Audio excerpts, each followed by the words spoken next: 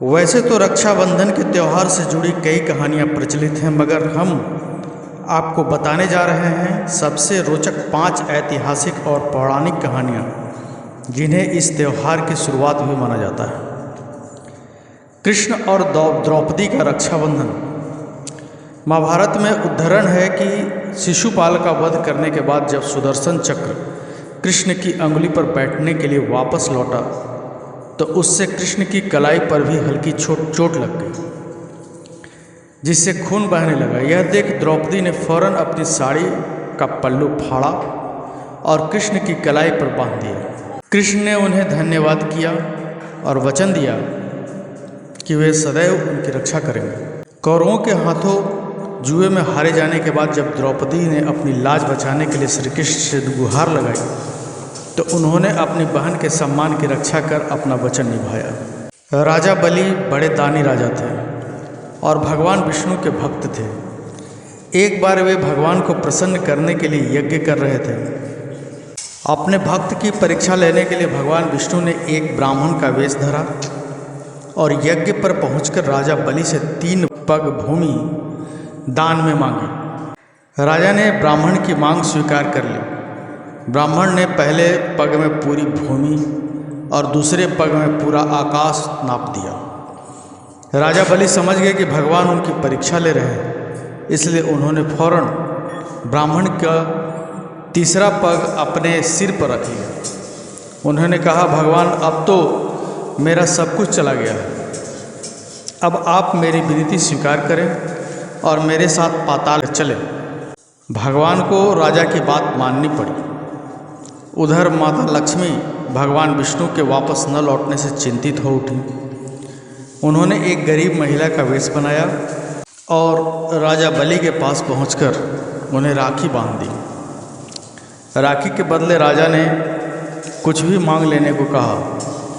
माता लक्ष्मी फौरन अपने असली रूप में आ गई और राजा से अपने पति भगवान विष्णु को वापस लौटाने की मांग रख दी। राखी का मान रखते हुए राजा ने भगवान विष्णु को माता लक्ष्मी के साथ वापस भेज दिया।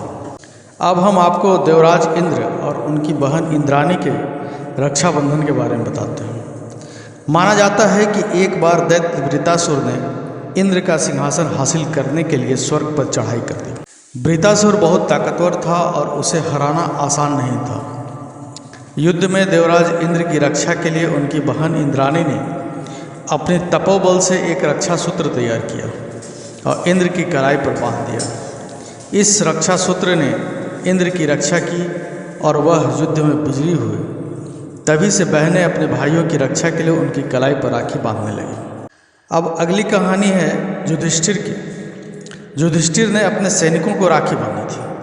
महाभारत के युद्ध के दौरान युधिष्ठिर ने श्री कृष्ण से पूछा कि मैं सभी संकटों से कैसे पार पा सकूंगा, इसके लिए कोई उपाय बताइए।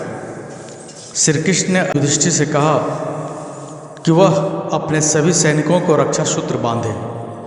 युधिष्ठिर ने ऐसा ही किया और अपनी पूरी सेना में सभी को रक्षा सूत्र बांधा। युद्ध में युधिष्ठिर की सेना विजयी हुई। इसके बाद से इस दिन को रक्षाबंधन के तौर पर मनाया जाने लगा।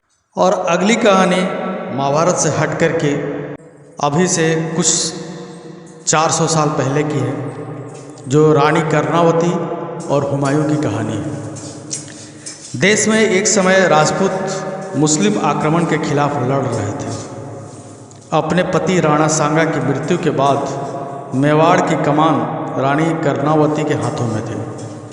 उस समय गुजरात के बहादुर शाह ने मेवाड़ पर दूसरी बार आक्रमण किया था। कर्णावती ने तब हुमायूं से मदद मांगने के लिए उसे राखी भेजी। हुमायूं उस समय एक युद्ध के बीच में था, मगर रानी के इस कदम ने उसे भीतर से छू लिया। हुमायूं ने अपनी फौज फौरन मेवाड़ के लिए भेज दी।